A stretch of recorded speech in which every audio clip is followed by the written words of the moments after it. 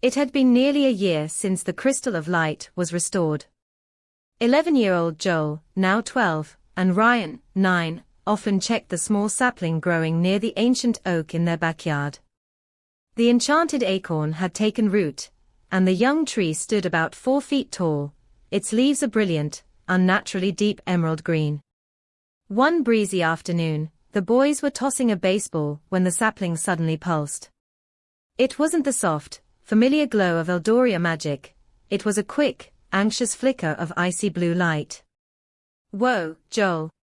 Look!" Ryan gasped, dropping the ball. The blue light intensified, creating a swirling vortex at the sapling's base. This time, the portal didn't feel inviting, it felt cold and urgent. "Something's wrong," Joel muttered, grabbing Ryan's arm. "That's not the happy gold light." Without hesitation, they stepped through the shimmering veil. The world stabilized, but Eldoria was muted. The usual cheerful chirping of sprite birds was gone. The bright, luminous colors were subdued, and a chill, a deep, unnatural cold, seeped into the air. They stood on what should have been a grassy hill, but the moss was dusted with a fine, silver frost.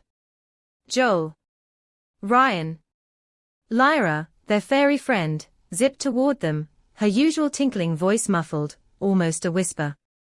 Her gossamer wings looked dull, and her movements seemed sluggish. "Lyra, what happened? Why is it so cold?"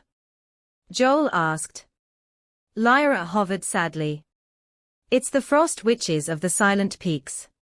They've crept down from the far north. They didn't steal a light, they stole a sound. They've frozen the river of melody, the great river that weaves through the entire land. All the joyful magic of Eldoria flows through that river, and now, everything is silenced." She sighed, and a tiny wisp of visible vapor escaped her lips. As Lyra spoke, the familiar warmth of their powers returned. Joel felt the crackle of lightning in his hands, and Ryan lifted off the ground, a small gust of wind circling his cap. "We can unfreeze it," Ryan declared, summoning a gentle breeze. It immediately felt colder, not warmer, like he was just circulating the chill.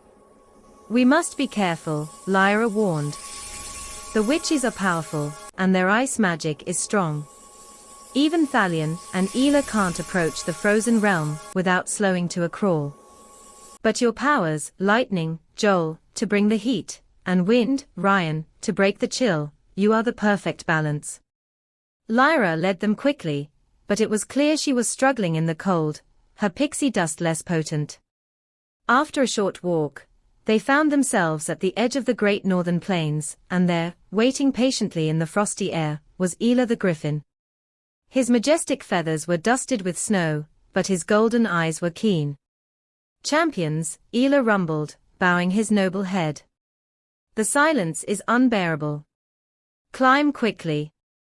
I can fly fast, but even my strength wanes near the Silent Peaks."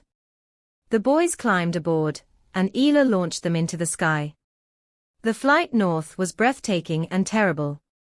Below them, vast stretches of the glorious river of melody, hundreds of miles long, were now a smooth, milky white sheet of ice.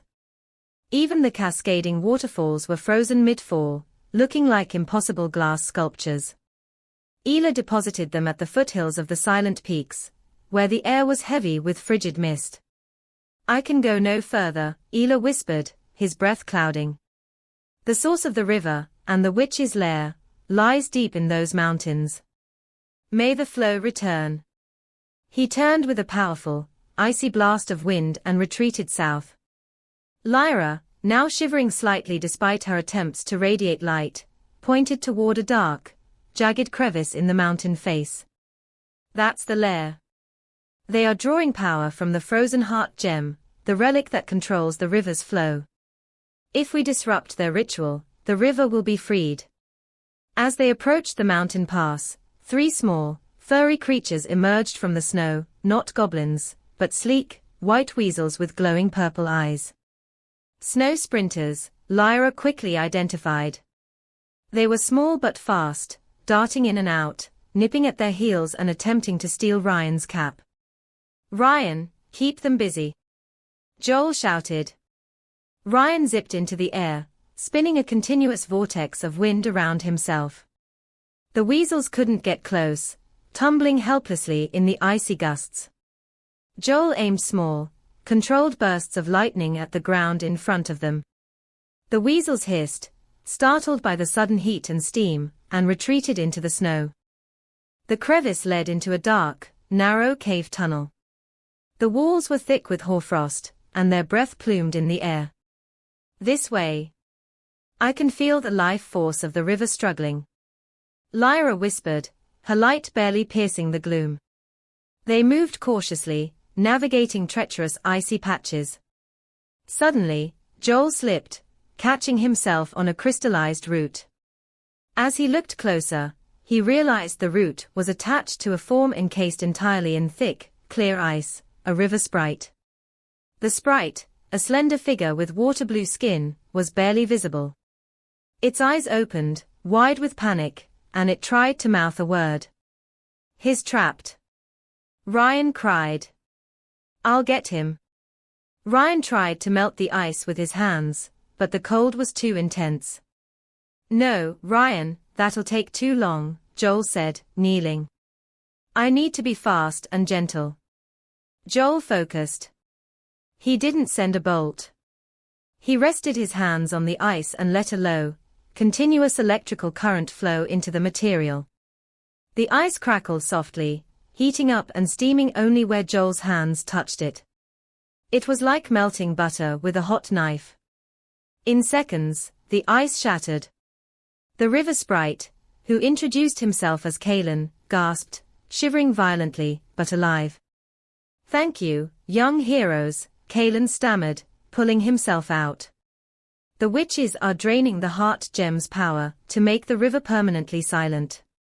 You must hurry. They fear only true warmth and continuous motion.